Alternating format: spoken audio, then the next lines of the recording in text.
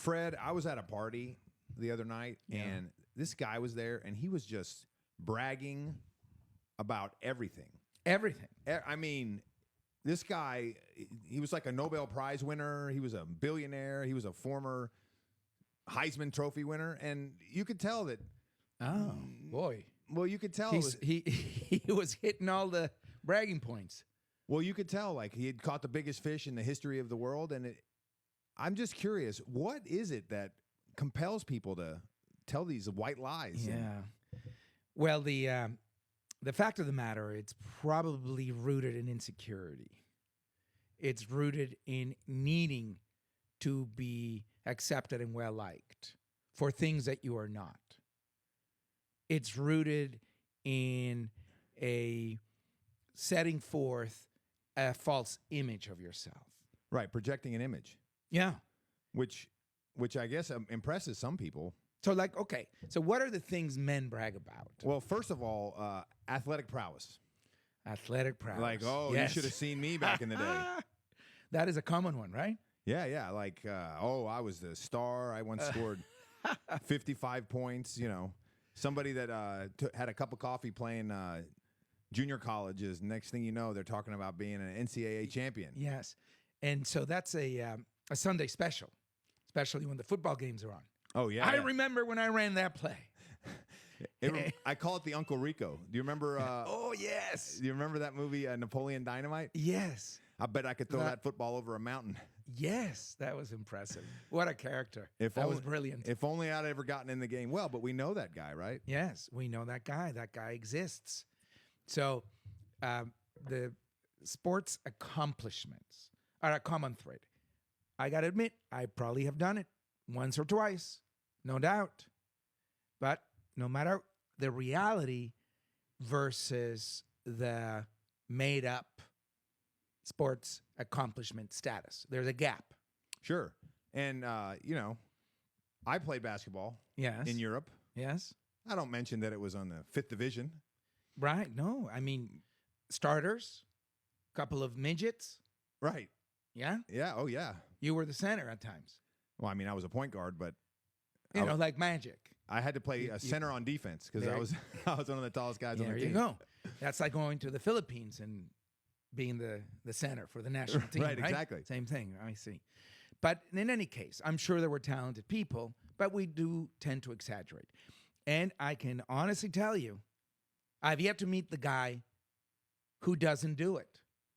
Right. On sports, exaggerated performance. Tell me, do you have a friend or an acquaintance that hasn't done it at least once? That hasn't been guilty? Just really insecure people that just are always woe is me. But most people, they kind of embellish a little bit. A little embellishment. Okay, I got that. Especially if there's a little pecking order in the room. Because the bragging is different. I don't think the girls care about that. They don't, actually. About the sports thing. They don't. They could care less. But if there are other guys around in the room, and some have perhaps played whatever, high school, maybe some junior college, maybe some college, there's a little bit of a pecking order, a little bit of a hero acquisition intent in that brag. But then, to prove it, that's the rub. Can I see your picks? Can I see the medals? Can I see the trophies? I think it was a lot easier when we were younger. They stole them.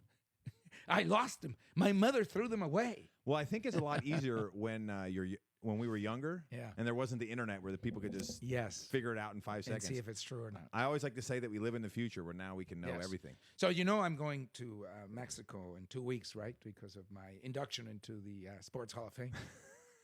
I knew you were going to Mexico, but I thought it was in 3 weeks. Well, on the 21st, big event with probably hundreds of guys, mostly. Yeah.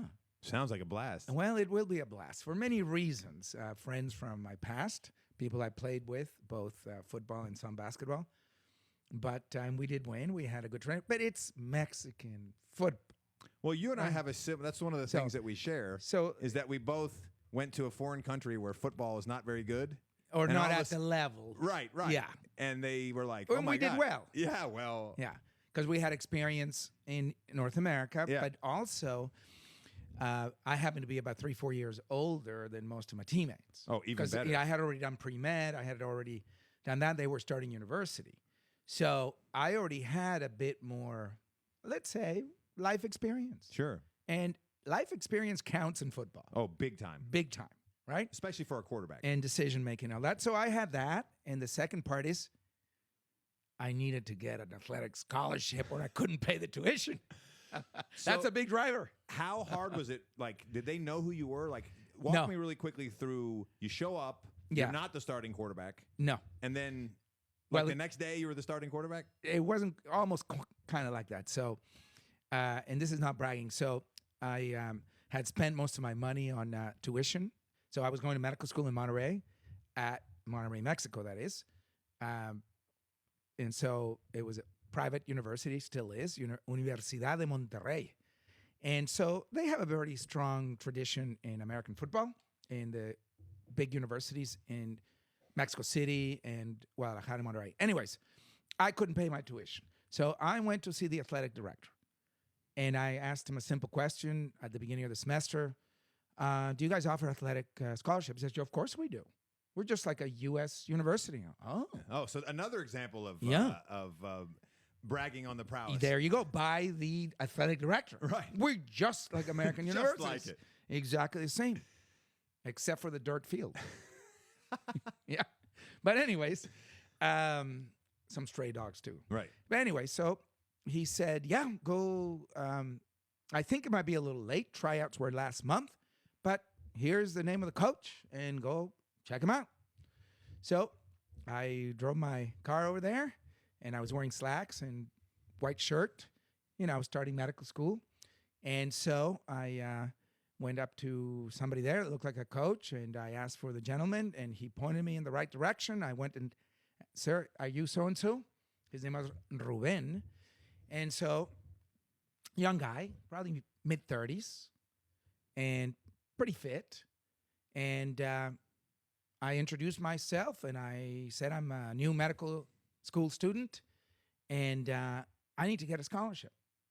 And he says, well, the team is made. Come back next year. And I said, no, you don't get it. I only have enough money for the first semester. He said, well, as I said, tryouts were already done last month. Just come back next year. I'm sorry. Go see if you can do something else.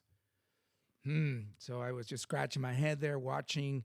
They were warming up. They were, throwing the ball around. Pre-practice, I could see the coaches were getting organized prior to the practice. And it was noon, and it was in August, and it was warm and hot and dusty because of this college-level football field that we had. With dust, I'm sure. Yeah. So, I decided to say, hey, and one of the players turns, he goes, can you throw me that football? And he said, sure. So he threw me the football. So without warming up, in my slacks, my white shirt, I could always throw the ball. So I said, go. I signaled him, go for a pass. So I flung him a pass, probably, I'm not exaggerating on this one, 70 yards. No, that's an exaggeration. That's one of those, right? Right. No, I threw it probably 25, 30 yards, but it was a nice spiral. Well, you have a beautiful throw. Thank you. So I threw it, and one of the coaches turned and said, wait, who threw that? Because the practice hadn't started. Right. So they're all doing their warm-up and stretching, right? And here I am, flinging a football, which was a big no-no. You don't do that, right? You got in trouble with the coach. So the guy turns around. He goes, who threw that? And so I said, I did. He said, where'd you learn how to throw like that? I said, well, I've been playing since I was 8, 9 years old. Oh, since 8, 9 years old? I said, yeah. But why is that? He goes, because when I live in Saltillo, a city 1 hour south of Monterrey, I had gotten as a Christmas present the only leather ball football in the entire city. Right. So I got to be quarterback. It was one of those, it's my bat, it's my ball. Right. Either I get to hit and pitch or I'm going home. So I learned how to play. In any case, I then played in Canada. And when I threw the ball, the guy said, okay, can you show me again? I said, sure. So he gave me another ball, and soon enough, in the next 5-10 minutes, they had a couple of receivers, and I was doing, simple passes, 10, 15, 12 yards But away. with that tight spiral. Tight spiral and hard. And so the head coach comes up to me and says, "What's your name again?" So-and-so. Okay. Can you be here tomorrow at noon? So he warned me. He said, "We're 3 deep at that position. We're talking quarterback, right?" "Yes." "You can play receiver, though. Maybe. Let's see what your hands are like." I said, "I got pretty decent hands." He said, "Well, come back tomorrow." Next day, I come in. They put some shoulder pads and a helmet, just shorts. And I start doing some drills as the fourth line quarterback. So a few days go by. I learned some of the plays. I'm throwing the ball. I could see I probably can throw it better than anyone they have. But they had a senior and a junior, people who'd been there for a while. Sure. And the team had done poorly. They hadn't made the playoffs in their history. Not once. So in a division, say, of 10, 12 teams, they're number 8, 9, 10, not the top 4 that go into the playoffs, right, in their format. So long story is, we have a scrimmage, one of those 10D plays against another team. And so I don't see any action. We're getting the shit kicked out of us. And so the coach says, "Hey, let's run more plays so I can give my other guys a chance." So I got the last set. They had set 3 or 4 plays for me. So the first place he ordered, I told the guy we had a pretty speedy receiver. His name was Perry, as a matter of fact. So I tell Perry, "Just run as fast as you can. Go as long as you can." But the coach, I don't give a shit. That's great. So I fake the handoff, okay? I fake the handoff. I go back. It was a running play that he called. It was a running play. So I fake it. I take it out of the running back's hands as I'm ready to hand it out, right? The guys are blocking not for pass. They're blocking for run. Right. They've got their scheme, right? Right, of course. And this guy is just running like an off tackle, and he's like confused, right? He looks behind. He sees that a tight end is coming, so he decides to throw a block. As I go back a few steps, I did a little Joe Montana, 2-3 steps back, and I flung that ball probably 35, 40 yards in the air, but he caught it with his fingertips and scored. And it was the only score of the day. And I don't think we made more than 1 or 2 first downs. Right, yeah. So the coach is like, "Dang." Okay. So we have then a real scrimmage. Again, I don't see anything. We're down 21-3 in the last quarter. This is in the stadium, at the University Stadium. Not a lot of people, 1,500, 2,000 people in the stadium. And we're just getting pummeled. We're down. The other team is just running it at the end to, kill the clock. So coach says, "Get in there. You know the playbook." I said, "I know about 10 plays well." He said, "Okay, fine. So run this one, this one, this one." Okay. So I see the first one. They're not quite going to blitz me, but they're playing deep. It's not going to work, right? The first play is I'm supposed to throw it 30 yards, probably into double coverage. I read the defense. So I I tell the running back, just do a out of the backfield. How did you tell him, with a signal or? Well, in Spanish, right? I said, "No, sal del backfield." Some Spanish words. But you turned to him and said it. It was like audible. I told him. I said, "I veo," and I said, just out of the backfield. And so I just throw it to him. He went 15, 20 yards because they were giving him a cushion of 15 yards. Right. So that's easy pickings. I'm not going to wait for the guys to go where the linebackers are. I have, So I started marching. And I started basically calling my own plays and audibles by telling the guys what to do. So when we went to the huddle, tight end, I said, if I say in Spanish, 99 blue, that means you're going to do a quick slant, the tight end. Block, let the man go, slant, and I get you in between the 2 linebackers. 5, 7, 8 yard pass. Right. So I won't, azul, 88, and I'm looking the other way. I know the guy's over here. I know what he's going to do. So 2, 3 steps, boom, right there. You're very good at looking off. Yeah, looking off and reading the defense, pretending I'm going to go here. The middle linebacker is going that way. The weak side linebacker is not worried about this tight end that apparently staying home. Right. He delayed a second, comes out, 5-7 yard pass. He's got 12 yards before they tackle him. Right. And we start moving, right? So that day, the head coach said, "You're my starter." And the starting quarterback of 3 years quit on the spot and threw his helmet on the ground. He'd been looking forward to all year being. So All summer he'd been waiting. I said, "How about that scholarship?" Which was the real goal of the entire story. Anyways. Yeah, that's a great. So I did get an academic scholarship for half.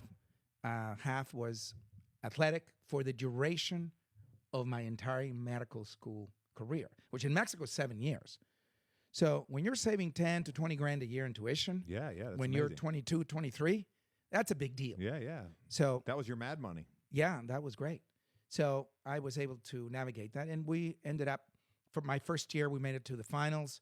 We lost 24-23 with a field goal in the last 8 seconds. And that's the reunion you're going to, right? Yes. And then the following 2 years, we won the championship. We beat all the teams in our entire area, northern Mexico. So this was not a national championship. It was more regional.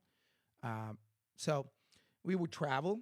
And because I had the good fortune of being a good medical school student with anatomy and neuroanatomy labs on Saturday mornings, and our games were on Saturday afternoon, just like in the U.S., I couldn't skip the anatomy class nor the anatomy lab because that's when we did dissection. Yeah, sure. We did all that, right? So those would start at 7 a.m. till about noon.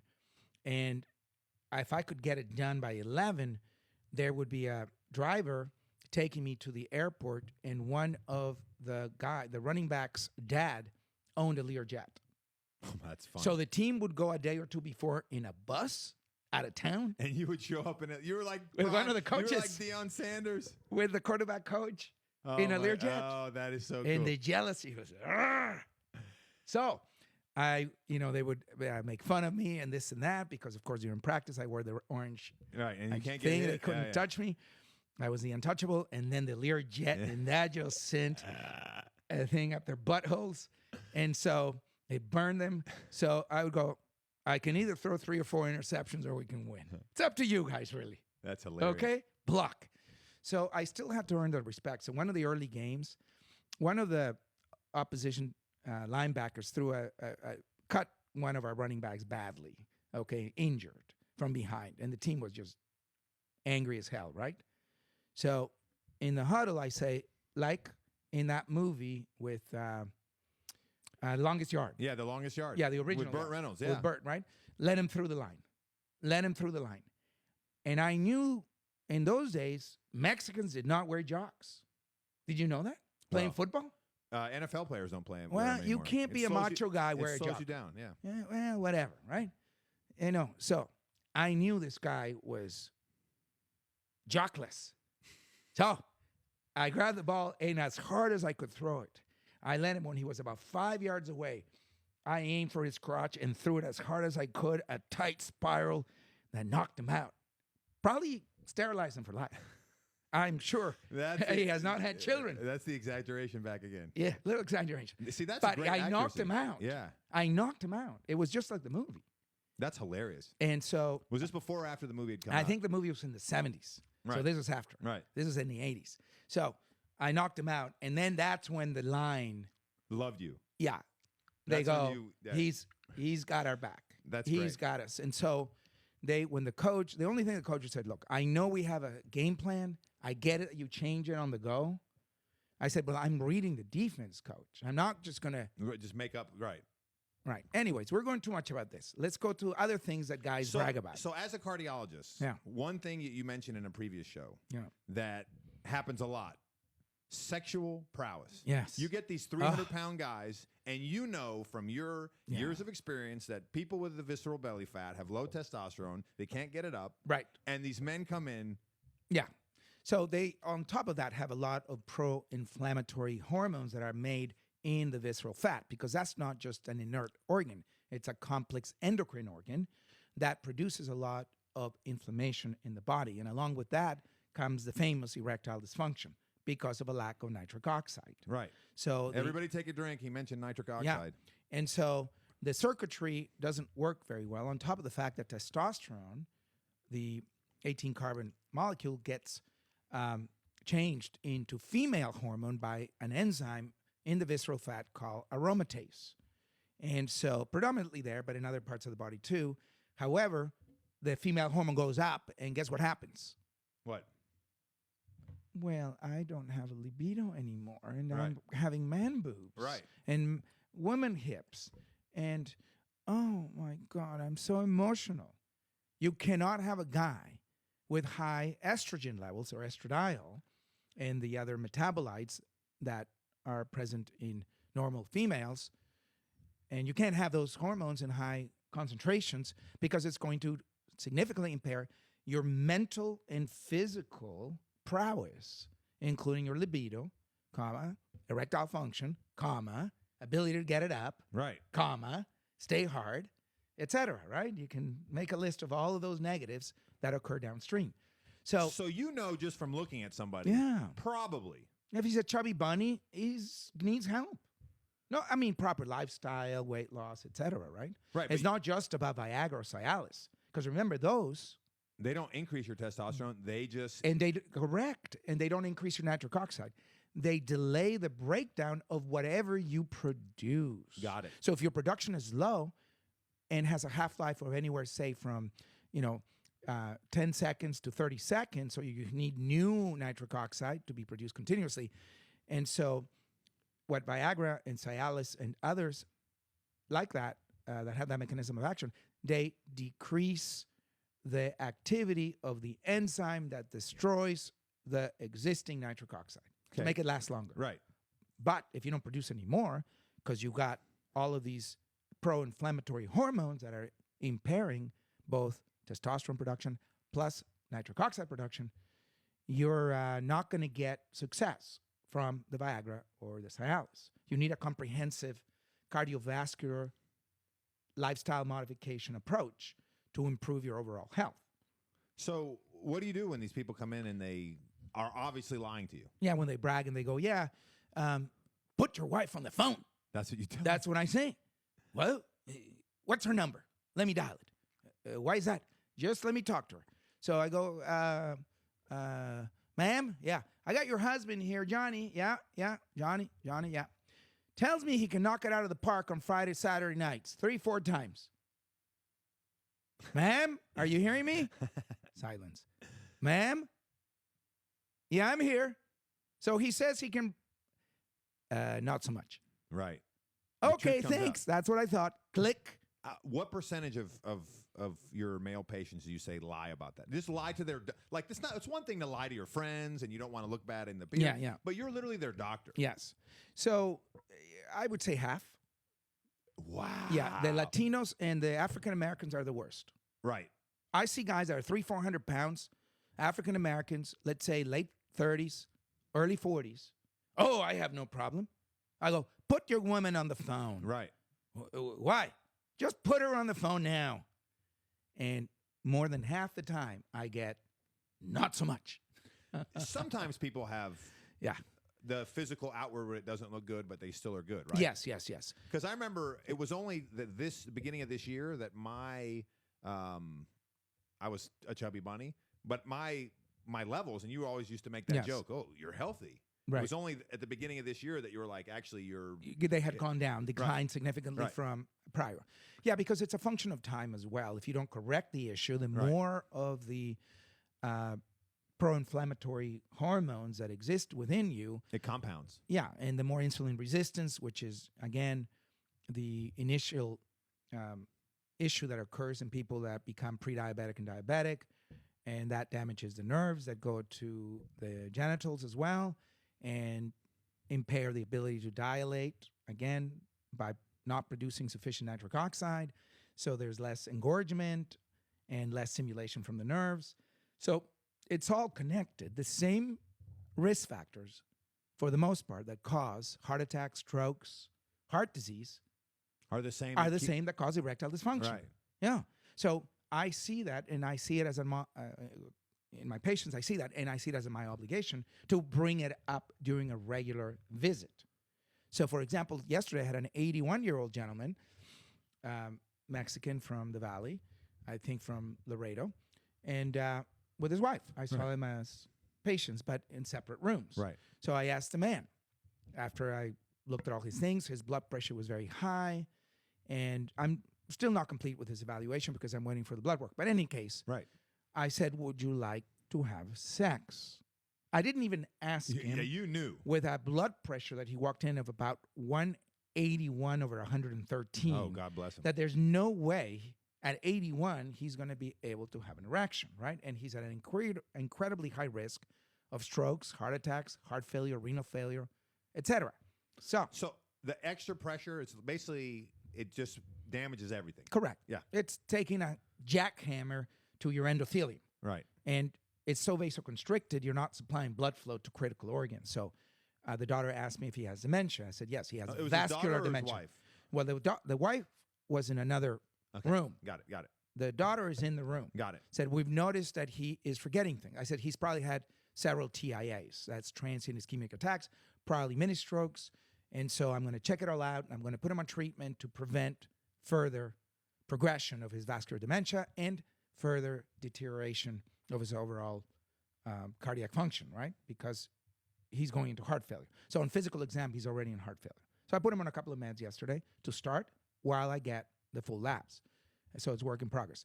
But I asked him, do you want to have sex? And he said, yes. And I said, what does your wife say about it? So, well, she's in the next room. Go ask her. So I go ask her. Your husband over there says he wants to have sex. Well, not with me, she says. They're 1 year apart. Right. I said, may I ask why? Says, it's not that I don't love him. It's not that I could see maybe doing it. Doctor, I'm dry down there. I said, well, what if I give you a cream? Because women, postmenopause, some experience what is called atrophic vaginitis. So the lubricant glands have withered away, and the women just don't have the right amount of lubrication. Does that come from not using them enough, or is just a genetic? It's just menopause, the fact that women no longer have the right level of estrogen. And so those over time wither away, atrophy, die off. So dry skin, with the friction can be very irritating and painful, right? Yeah, sure. So we can treat that with a variety of different hormone products, including creams that do not increase the risk of strokes, heart attacks, or thrombosis. The cream isn't just the lubricant; it's actually helping those glands. Got it. Yeah. Cool. Very cool. Re-energize, right? So not with me. I'm still laughing about that. So I said I could give you that. She goes, well, I don't know, because he stinks down there. Oh, okay. So I go to the other room. This would be like an episode of a sitcom. Yeah, back and forth, right? Negotiating the deal. I go, I'm like your broker here, dude. I'm your pimp. Did you tell him that? I'm your cardiac pimp. So, you got to go back and forth. You got to get to people. And in the end, people appreciate it. And I brought them in the room. I said, why don't you guys hold hands? What, you hate each other? So, well, they've been married more than 50 years. And it's just, they obviously have tremendous cohesiveness and love for each other. But, the little petty arguments actually bring them together even more in many ways. So they're concerned more about him losing memory for recent events. Right. Because that is, loss of independence is very, causes a lot of depression in older individuals, right? And they become more isolated and frail and more prone to falls because they lose muscle mass. So they have what is called sarcopenia, fancy word for loss of skeletal muscle. And then they have, sensory impairment. That is not a Greek word. It's not, huh? No, that's Latin. Latin. Well, the Latins did have some contributions along the way, right? Did, yeah. So in any case, the fact of the matter is, even in young guys that brag and say they can, have an orgasm, 5 to 7 times in one night, I kind of go, look, dude, you need to be working for Walt Disney. I think you can come up with some good fantasy stories there. I can see 2, maybe 3 at most in the morning, after a little rest, some water. But don't come in here. You're obviously obese. You've got borderline hypertension. You're pre-diabetic. You're addicted to porn. And you spend most of your time playing video games. Right. That is a perfect storm for lack of sexual prowess in a young man, right? We know that 25% of young men currently under 30 are addicted to porn. So you add the other factors, it's not a far-fetched leap of faith by a cardiologist going, look, dude, I'm going to just have to call you out. Let's manage the situation. Let's get you better. Where you can do it more than 3 times. And you can really come and brag to me that we work together. And after 3, 6, 10 months, 12 months, you're there. I would love for you to be able to do that. Right now, not so much. Right. Right? So what else? What else do guys brag about? Well, What was this guy bragging about? Finances? yeah. Yeah. That's a common one, Yes. right? I own these cars. I own these houses. I go on trips to Europe. I have 2 Rolexes and some other expensive jewelry, right? Those kinds of things. Yeah. So you know what's funny? That when I was young and But I left my Rolex downstairs. I got to go get it. well, when I was young, up until I was around 18, I thought everybody did it. I used to tell little white lies. Yeah. Like nothing major, but just make it sound a little bit better than it was. Yes. And one night, drunkenly, I was talking with my friends, and I had this friend that would just say the worst things about himself. And he told me something that changed my life forever and changed my whole attitude to this whole bragging thing. That's interesting. First of all, he said, you know, if you brag, you think you're making yourself look better. But what you're doing is you're making people resent you. That too. Yes. Interesting. Yeah. So rather than building yourself up, you're kind of lowering yourself in other people's eyes. Nobody wants to hear about, they want to hear about how great they are. They don't want to hear about how great you are. Yes. But with my immature, childish brain, I was like, oh, let me try to look as cool as possible so these people think I'm cool. Yes. And that's not how coolness works. Great point. And the other thing is when you tell a white lie, if it ever comes out that you didn't actually sleep with her or whatever the lie is, Yes. that just makes you look like a fool. The bottom of the thing. And from that night on, see, I'm very slow on the uptake, and I'm not the best at hardly anything. But if I learn something, I do change my ways. I was like, you know what? No need. There's no need. No need. Yeah. So, but it's funny that so many people never have that lesson. Yeah. Where you hurt yourself, even if it's true. It's not better. Or a to good brag. friend that is willing to bring that up and say, hey, I really like you, but when you go on this tangent, I can see the eyes around the room. Right. I can see the grimacing or the expressions. Right. You're not getting away with it. So, stop. It's not actually making you look better. That's a great point. That was a good enlightenment moment. So financial ones, I think everyone's had at some point or another, the little white lies of, oh, nice jacket. Oh, yeah, well, it's an Armani. I paid $2,500 for it. You got it at the rack over there for $300. Okay, still a nice jacket. Right, okay, nothing wrong with the jacket. Right. Tell me you got it on super sale because I'm going to think you're smarter. Right. Right? Than spending $2,500 on one jacket. No need, especially, if you have other priorities, So financial. Okay. So we talked about sports. We talked about, what was the other? Sexual performance. Oh, sexual performance. Yes. And we talked about financial. What other categories of bragging are there? I can perhaps bring one up that quickly comes to mind. Academics. Academic accomplishment. Yeah. Right? So I have so many degrees. I got straight A's. I was at the top of my class. Right. Is this what we're talking about? Yeah. Instead of, I went to junior college for 2 years. I transferred. I was in the middle of the class. I have a degree in, and nothing wrong with it, economics. Right. Instead of going, that was pretty smart because you just saved about $100,000 at least in tuition. Right. By going from junior college to a 4-year degree. You work really hard to get the ability to transfer. And all of a sudden you got a 4-year degree at half the price. And, you're not falsely claiming some higher status, right? At the same time, I think there is a different kind of bragging when it comes to academics, Davio. Yeah. And you know what that is? What? I went to Harvard Law School. No. So I went to Princeton. Right. Right? I have an MIT engineering degree, right?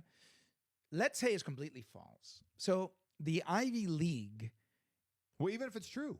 Yeah, or even if it's true. But let's, there are two scenarios. Right. Not true or true. Okay, let's go with not true first. Yeah, not true. It's easy to discover these days because of it's the future and you can just Google social. Yeah, all of that, right?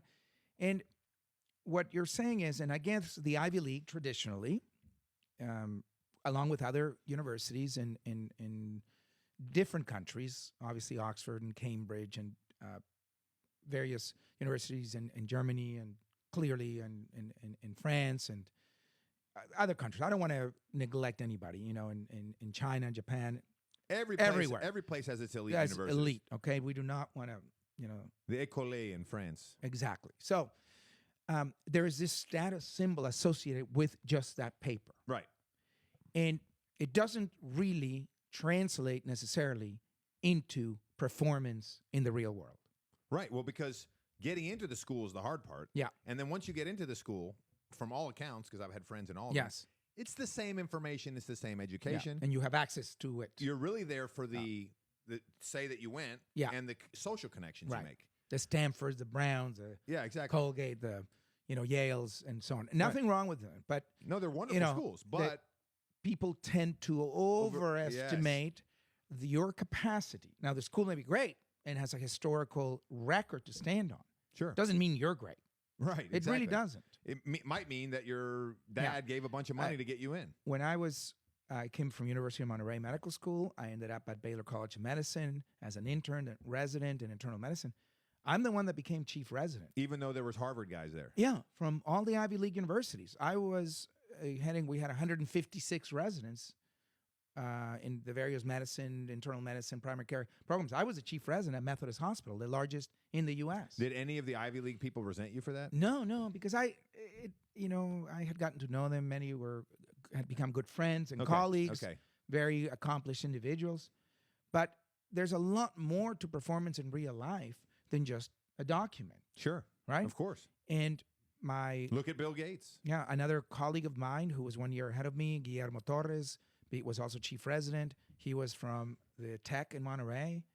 And we were hobnobbing with people who graduated from the top Ivy League universities in this country. Right. And from the rest of the world. Right. Who came to the U.S. for because you guys had such residencies a great program there, and fellowships. Yeah.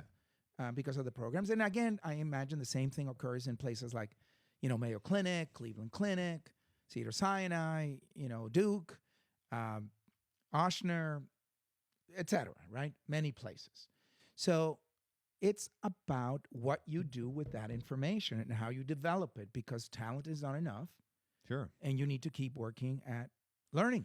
So why do people, what is the mechanism? What is the... You mentioned it, kind of. Yeah. To impress others. To impress in a room quickly. They have the misguided notion that impressing others that way elevates their status in that pecking order group. I think it's kind of a Dunning-Kruger kind of scenario where if you have the enlightened moment, you realize that you're not helping yourself. But most people think that it helps themselves. It makes them look better, and it impresses the wrong kind of people, right? Absolutely. I think the people that truly are elite from an academic perspective rarely really bring up those credentials. Right. Rarely bring up conversations about IQ, where they placed in their graduating class, whether they had full rides, whether they were able to get specific high-level internships, especially, for example, lawyers. Oh, well, I articled. Is that what it's called? Articling? Yes. Right? Lawyers do that? You're talking about lawyer stuff with me? Yeah. No, it's not my... Not your deal. But, with Judge so-and-so, who, is now in the Supreme Court. Right. So, real elite people are more humble. They don't need to brag about these things, and they don't need to keep any story straight for posterity because they didn't tell the lie to begin with or the embellishment. Well, I find that the only way to really be top of your whatever you're doing is to approach it with humility, because that allows you to self-correct and tweak yourself. Yes. If you don't have humility and you're not willing to face your flaws, then you can't improve them. Right. And so that's why those aren't the people that are the highest level, whereas the people with humility are able to achieve those higher levels of being. No doubt. Yesterday I was watching on Netflix great documentary on David Beckham, and in one segment when he met Posh? Victoria is her name, right? Yeah. Victoria, yeah. Posh Spice. Posh Spy, yeah. She was saying, yeah, my family comes from a humble background. I'm very proud because we had to work hard for everything. We weren't given anything. And David, who on a prior segment has said, we really didn't have a lot, but we had a very nice family. My father really spent a lot of time with me on the soccer, and sometimes the dad was a bit harsh with him, but they had great, very humble roots, Right. working class Right. in England, okay? No excesses. When they went something, had to drive. There was no flying. You know, he was very real. Sure. David Beckham. I come from very humble roots. And, you know, my dad was committed to the family and to us and to me with my soccer, right? Would film me and all that. So when Victoria's talking about her family, she's trying to say, me too. We come from humble background. And David peeks into the ongoing filming and says, tell the truth. Tell the truth. What do you mean, David? Like they're filming, right? Right. He goes, yeah, we were humble. Tell the truth. You were being driven around in a Rolls Royce. So she was doing the opposite. Oh, she was trying to make herself sound. But did she come from? I think she probably came from a little more means Right. than David. The interview was like that was funny. Yeah, yeah. It didn't go any more into that because by this time they were together and they've been a great couple and committed to each other from the get-go. But my point is, she did the exact opposite. She minimized. You know, Even if the dad by chance had a Rolls Royce, let's say that apparently it's all true because David Beckham was saying, "Don't tell lies," Right. which is funny. But the point is, people who are secure in who they are, they actually minimize their accomplishments and achievements. I had my teammate in college, the receiver, that if he'd grown up in America, he would have played in the NFL, but instead he's a very successful architect. Yes. That was one of the things. He never exaggerated his accomplishments. He always underplayed them. Right. And then when he went out there and did his thing, it was even more impressive. More impressive, yeah. Because you weren't expecting that from a guy who's like, I'm all right. Yes. So that works very well. And that was my point, that people who are truly gifted or have a lot of merit and a lot of accomplishments, more often than not, do not brag about these. And in fact, minimize them. So that, A, they don't appear to be this outlier that bothers others, number two, Right. to make everyone in the room feel more at ease with who they are. It's like the tall girl who slouches for her friends. It's just so she doesn't make them look as bad. Yeah, maybe so. So that's okay. So that's another academic accomplishment. The other one is connections. Connections are a big Who they bragging thing. Who you know, who my father is. In Mexico, this is a common thing. So police will stop some young man, and the first thing the guy goes, "So do you know who I am and who my father is?" Do you know who I am? Yeah. Oh my God. It drips in putrid diarrhea, those comments. Right. Right? Like it is just sickening when people use such things. And high society Mexico, the teenagers do that frequently. Right. Do you know where I live? Do you know who my father is? When maybe they were speeding, maybe they were, drinking and driving, maybe they committed some other traffic offense. Do you know who my father is? Like, oh my God, it's so annoying and it's so decrepit, that kind of false bragging. Now, this behavior obviously is neither one of us appreciate it, but there must be some benefit to it sometimes because Yes. otherwise it wouldn't persist in our culture. Yes. For example, when you're talking to a young girl, a mature, intelligent person sees it and goes, eh. Yeah. But some people, Buy it. it works. Yeah. They buy it. So you can fool people. Right. There's no question. And people get away with it.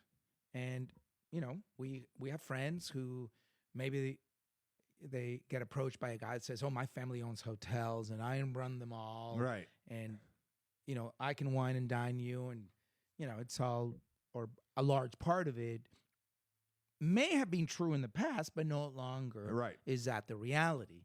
But people go on past, accomplishments sometimes. Right. And it Yeah. can, bright lights, big cities Yeah. can And- go to your baby's head. Correct. And so it does, fool people many times. So there is an advantage. Many crooks, many people who are Con artists. con artists have the gab ability to embellish, lie about connections, about position, about their ability to get things done when they have very little concept of it, and their main goal is to embezzle from somebody, or somehow take advantage of them. Yeah, so that's another one, and we just have to be aware You know what I forgot to and do? double check things. I forgot to introduce the podcast. Well, we've been so wrapped up in this conversation. So what are we doing today? Hey, everybody. This is the Leverage Podcast. Don't I'm brag your too host- much about that. I'm your host, Davio Venturas. I'm joined, as always, by the esteemed cardiologist, Dr. Federico Macy. Most of you know him as Dr. Suave. We have been talking about bragging. Yeah. And So one that is common in men and women is their physical appearance yes, and how they perceive themselves versus how others perceive them. And I think it's more today in young women. okay. There are so many 10s. I don't know what to do with so many 10s. Right. Where people don't rate themselves realistically. Yes. And it's the self-confidence. It's like the everybody gets a trophy right. mentality where you got to fake it to make it. You got to believe it to achieve it. Yeah. And just keep saying it. Right. But it doesn't change the facts. No, it doesn't change the fact. Because very few men are in that 9, 10 category of looks. Very few. Most of us are somewhere in the middle, which is fine.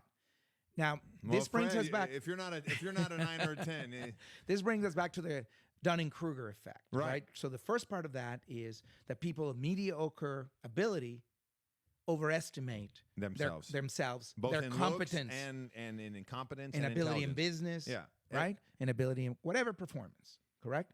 So that's where this is applicable, Right. right? Because those are truly gifted, that truly talented. They believe or they think that everyone else is like them.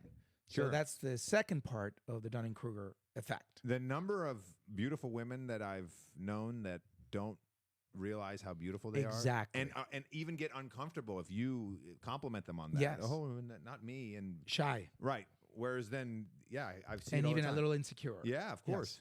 Yeah. So looks are a big deal in this. We have too many guys, players that think they're going to be big time fashion models that are working at a coffee shop, Right. but they dress the part, meaning their money goes mostly to the things that are superficial and external, such as the car, the wheels on the car, the sound system, their suits, their shoes, and the once a month buying table service at a club to impress. All made to impress. But that stuff works. It works for a little while, but you're going to get the dummies, the people who are falling into it because they're yoga hosts, Right. meaning That they're looking for the goal. They're kind of digging for that. yeah. Right? So So explain this term yoga ho. yoga ho. Well, because I have observed in our community such a behavior, so yoga ho is an acronym.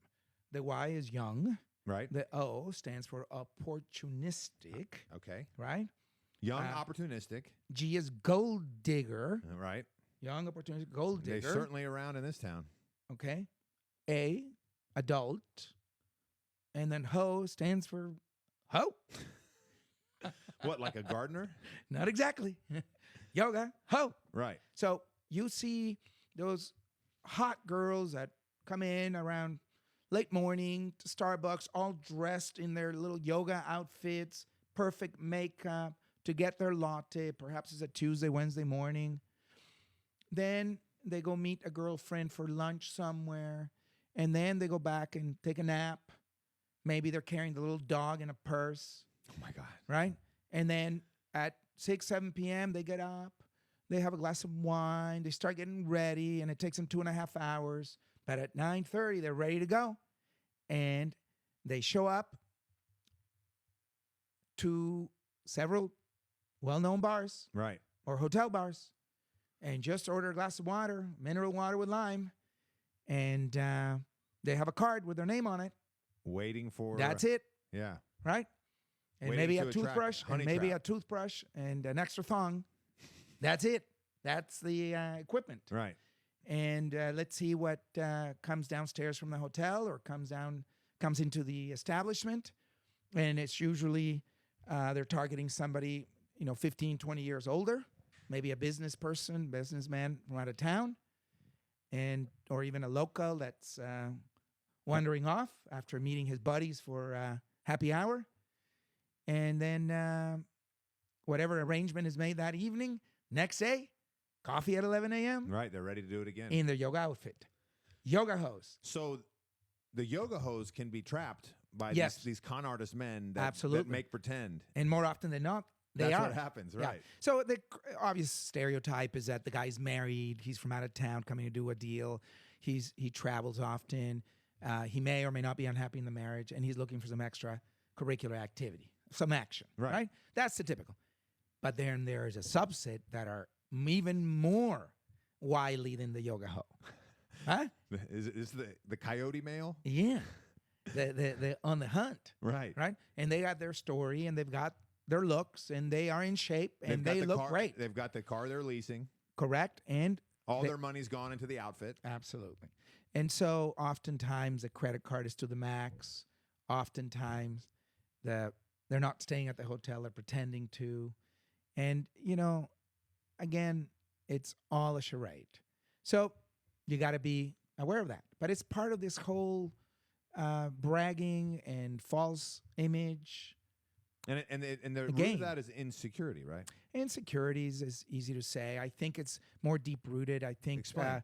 at the level of the brain, as we've explained before, the dopamine levels are low, serotonin is low. There's very little oxytocin going on, very few endorphins. So the whole neurochemistry and the hypothalamic control centers are working against that person who has all of those neurohormones low, neurotransmitters that are low, is more likely to have anxiety and depression and self-harm and suicidal ideation, histrionic personality, and of course substance abuse, from simple things like marijuana all the way to harder drugs, Well, and of course alcoholism. alcohol is the worst one. Alcohol, of course, yes. Right? Or at least the most prevalent one. Correct. Yeah, it's socially acceptable, and so it's easy to overconsume. So that's what leads to it.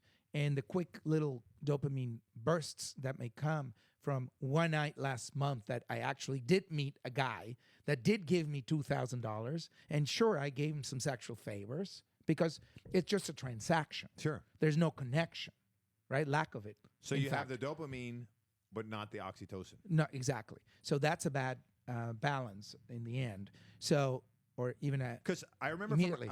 from a previous podcast, you mentioned you can't have too much oxytocin, correct. but you can have too much dopamine Well, you will because it depletes you. you deplete the ability to produce Right. more of it quickly. How come oxytocin doesn't deplete if you have too much of it? Well, because it is our survival within a group. We've been conditioned by evolution Got to it. be to know we're part of a group. Got it. Just knowing that gives you oxytocin. You know, Touching somebody, living alone on an island, you're not getting any oxytocin. Right. So the more of that connection to the individual, to your family, to the community, to friends, to activities, to your church, to hobbies, all of those give you oxytocin. And those increase the ability to produce dopamine Got it. in bursts, Got it. in healthy bursts. So when you deplete all of this or have the absence of the oxytocin producing activities or friends and so on, as I mentioned, then you start having anxiety, depression, substance abuse, OCD behaviors, including shopping for the hell of it, sex addictions for those Gambling. that have gambling, et cetera, right? So all of this is really interesting because we see it in our society. Sure. You can go to various places here in Dallas right now and see some yoga hosts. Right. Right. Right now. I've been approached I'm hundreds of times. Okay, that's a lie. How about a few times? That reminds Over me. the years. Remember those commercials, these Joey Suzu commercials? Yes. That was one of the That's great. funny. Yes. Too bad those cars were lousy because, man, those were the best. Those were good.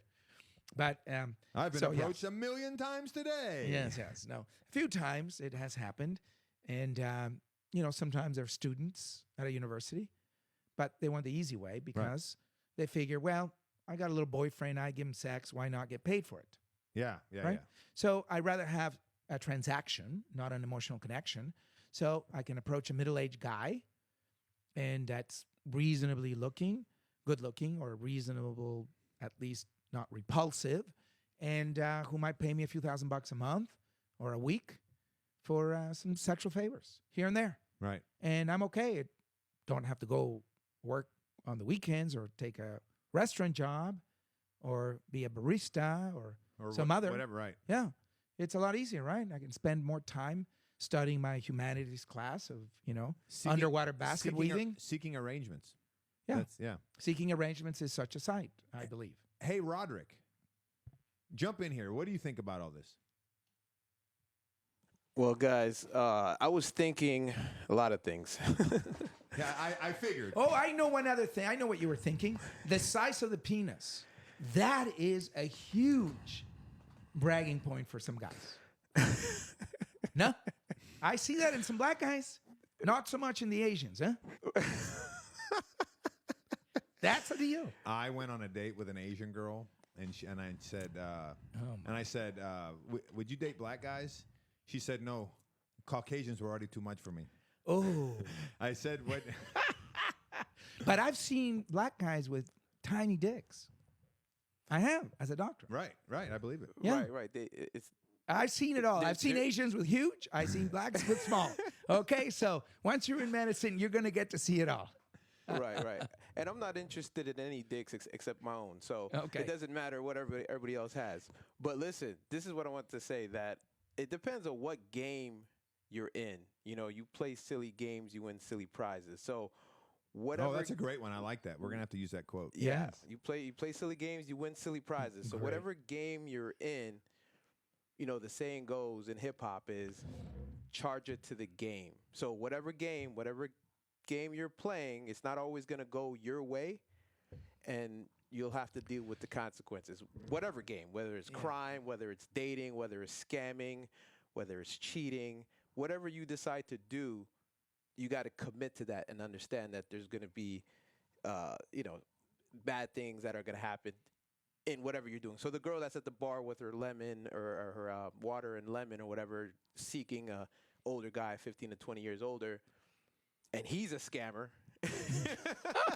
I love it. So when they connect, hey, we're playing the game because I'm trying to get over on you and you're trying to get over on me. Right. So let's play the game because that's the game you choose to play.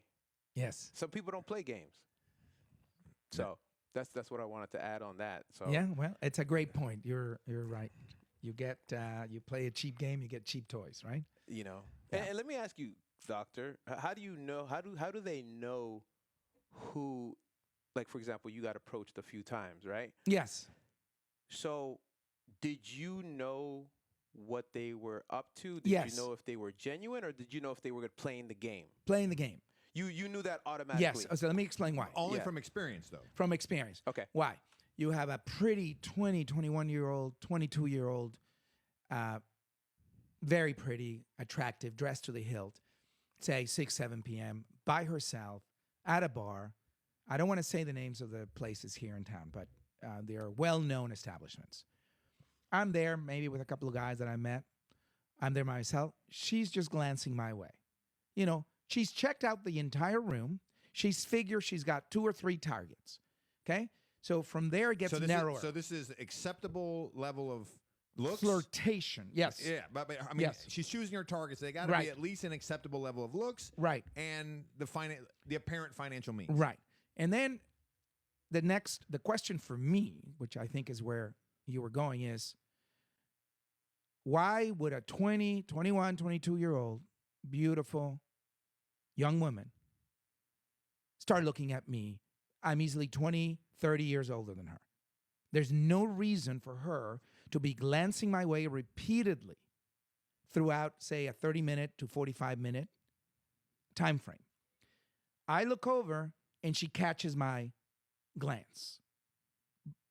Apparently by coincidence, but not really. That doesn't happen in the real world. The only time that happens in the real world is in a movie set where that's the scene. Right. It doesn't happen in a, no one is all that. Okay? Not one of us human beings. I don't care if you are Brad Pitt or Denzel Washington or George Clooney. If a 20-year-old is glancing your way repeatedly, it is not with an honorable intention. It isn't. And if you're fool enough to think that it is, then you are a dumb ass. A mark, yeah. Okay? I got a question though. Yeah.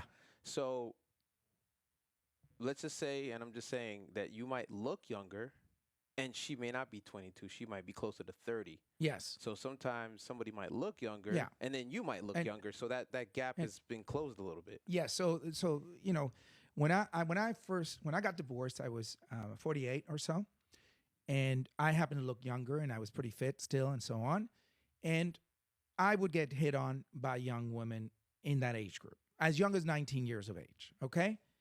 So at various establishments where they would advance their phone number, whether they would come up and put a card and say, if you're interested, give me a call, without me moving from my seat, where I may be even with other guys concurrently.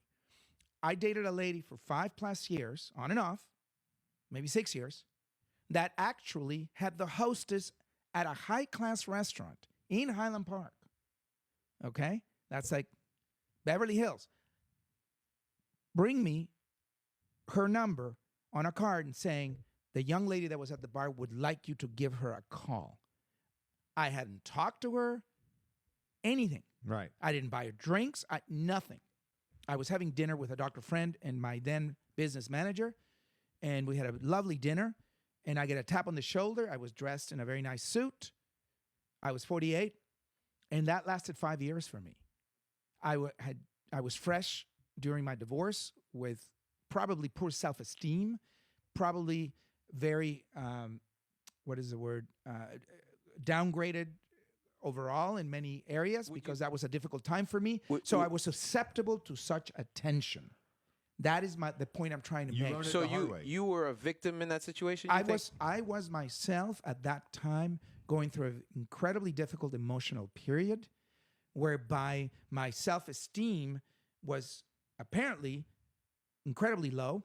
And I thought, oh, look at this 23-year-old hitting on me. You don't realize. My God, I must be this big shot. You don't realize. And I acted on it. You don't realize your self-esteem is low in Correct. that moment. I was damaged goods at the time with very low, not only self-esteem, self-image, self-image, everything, very downgraded. Right. I was going through a very difficult divorce that lasted a year and a half.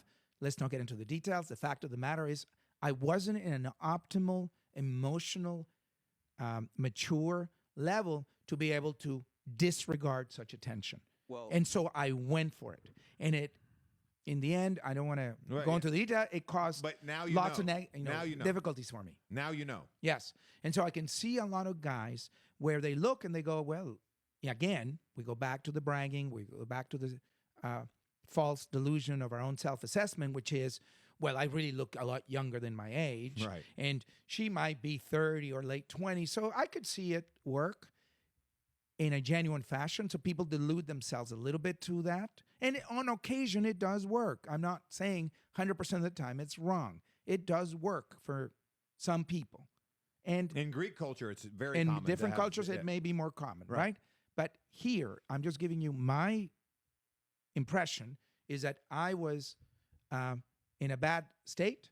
And so I allowed myself to be deluded by my own selfish needs and poor self-esteem to lift it. And it ended up being, difficult in the end, right? For many reasons, beyond just the age difference. There are generational differences, cultural differences, intellectual differences. And it was just educational differences. Right. And it was the kind of person that she was to do that. Yeah. In the end, wasn't the right kind of person for you. And I was very well off. No BS, but I was doing well. And so without bragging, so it was easy for me to believe in it, bestow upon whoever gifts and trips and so on, right? And have her live in my Highland Park House, and et cetera, et cetera. So again, we can be our own worst enemies by not understanding where we are in life, what we're going through, And being realistic. and being realistic. Yeah, I made that mistake not just once, a number of occasions. Yeah. Okay, So- I have another question for you. One's a question, one's a statement. The question is, how did she know, or whoever know, that someone is a good target? Wow. Like, what is it that they see in you or in anybody else that's going to be a good target? Well, I can answer that. Go ahead. She didn't know. I mean, she had an idea that he had a little bit of money because of the way you dress and stuff like that.